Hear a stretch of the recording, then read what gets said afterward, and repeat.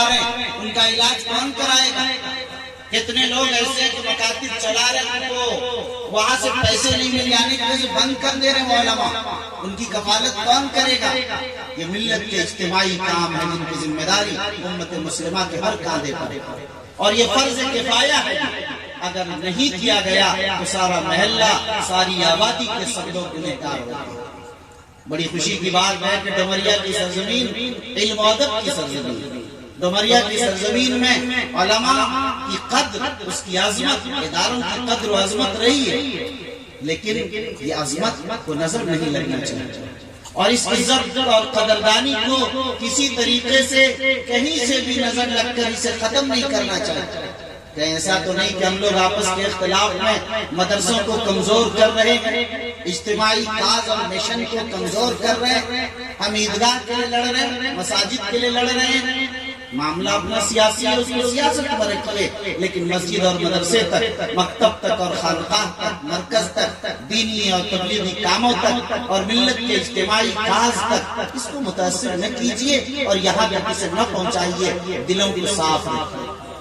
دیکھیے، اگر آپ نے ملت کی اجتماعیت کے لیے وقت نکال لیا تو آپ کو حیرت ہوگی کہ پوری آبادی زمین سے اٹھ کر، فرش سے اٹھ کر عرش تک پہنچ جاتی ہے۔ آپ نہیں جانتے کہ کتنے بیمار ایسے ہیں، ایمس میں آپ جائیے اور بڑے بڑے ہاسپٹلوں میں دلی اور پٹنہ کے اور بمبئی کے جائیے، ہر روز 50 انسان اپنی غربت کی وجہ سے، پیسے نہ ہونے کی وجہ سے علاج کے لیے وہاں دہلیز پر ہاسپٹل کے مر جاتا ہے اور اس کو دفن کر دیا جاتا ہے۔ وہ آواز لگاتا ہے اللہ کے دربار میں، کل خدا پوچھیں گے کہ لوگوں میں بیمار تھا، تم نے میرا علاج نہیں کرایا۔ لوگ کہیں گے کہ یا اللہ آپ کی بیماری آپ کی شافی مطلق ہے، کہیں گے کہ میرا بندہ ہاسپٹل میں، ایمس میں، پنت میں، اپولو میں پیسوں کے نہ ہونے کی وجہ سے علاج سے محروم ہو کر دم توڑ دیا تھا، لیکن تم نہیں گئے۔ اگر تم ان کے سر پر ہاتھ رکھتے، اس کے علاج کا انتظام کرتے تو رب کو وہاں پاتے، مجھے وہاں پر محسوس کرتے۔ اسی طرح کتنے غریب، کتنے ضرورت مند، کتنے مفلوق الحال آپ کی آبادی میں ایسے ہیں جسے آپ نہیں جانتے، جاننے کی کوشش نہیں کرتے، آپ اپنے مگن میں، اپنی مستی موج میں ایسی زندگی گزار رہے ہیں۔ آپ کو معلوم، آپ کو یہ معلوم نہیں کر لیا کہ جیلوں میں اور بہار کے مختلف ضلعوں کے جیلوں میں، پٹنہ اور دلی کے جیلوں میں کتنے مسلمان ایسے سڑ رہے ہیں جو اپنی غربت کی وجہ سے 5000 میں اس کا بیل ہو سکتا ہے، لیکن اس کا بیلر کوئی نہیں تیار کیا، اس کا بیل کرے۔ 2000 خرچ کر دیجئے، 4000 میں اس کا بیل ہو جائے گا، 5000 بھی کوئی خرچ کرنے کے لیے تیار نہیں۔ آپ نے سروے نہیں کرایا، آپ نے ان جیلوں کی حالت کو نہیں دیکھا۔ کتنے اللہ کے مخلص بندے ہیں جن کے پیروں میں بیڑیاں، جن کے ہاتھوں میں زنجیر اور جن کے گلے میں پٹے لگے ہوئے ہیں صرف اس بنیاد پر کہ انہوں نے اللہ کے کلمے کو بلند کرنے کے جرم میں جیل کی ہوا کھا رہے تھے۔ آج اس کا کوئی حال نہیں۔ حکومت وقت کو ان کے ساتھ جو غداری کیا، لیکن ملت کے افراد نے ایسی غداری کی کہ آج اس کا نام لینا بھی گوارا نہیں ہے اور اس کے لیے ان کے پاس وقت نہیں ہے۔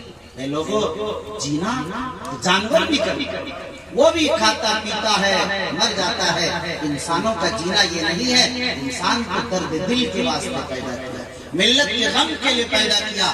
اس لیے آپ کی ضرورت ہے کہ آپ ملت کے لیے وقت نکالیں۔ آپ خبر لیں کہ آپ کی آبادی کا بچہ مکتب میں سب جا رہا ہے یا نہیں، آپ کا بچہ مدرسے میں جا رہا یا نہیں، اسکولوں، کالجوں، یونیورسٹیوں کی تعلیم اعلیٰ سے اعلیٰ حاصل کر رہا یا نہیں۔ اگر نہیں حاصل کر رہا ہے، آپ مجرم ہیں، آپ قصوروار ہیں، آپ کو کھڑا ہونا ہوگا۔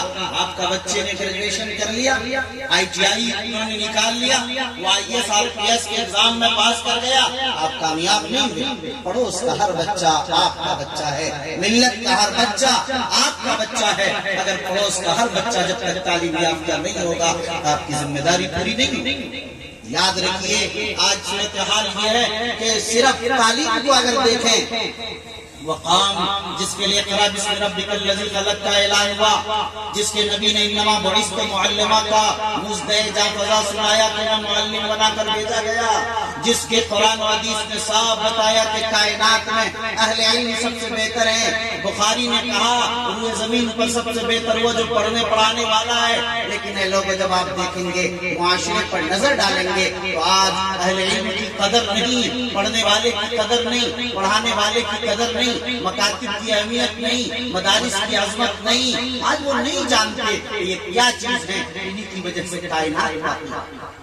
موہن بھاگوت نے جب یہ کہا تھا ابھی تھوڑے دن پہلے ہی کہ مسلمان اپنے آپ کو اس ملک میں کوئی بڑی قوم نہ تصور کریں اور فخر نہ محسوس کریں اپنے مسلمان ہونے پر، میں نے اس وقت کئی اسٹیج سے ان کو یہ جواب دیا کہ موہن بھاگوت سے سنا دیا جائے اور بتا دیا جائے کہ اگر تمہیں تاریخ معلوم نہیں ہے تو تمہیں تاریخ پڑھنی چاہیے اور تمہیں یہ جاننا چاہیے کہ تم اور پورا ملک اور پوری دنیا اس میں قائم ہے کہ مسلمان کائنات میں بستے ہیں، اسی لیے کائنات باقی ہے، اس لیے کہ ایمان ہی اس کائنات کی روح ہے۔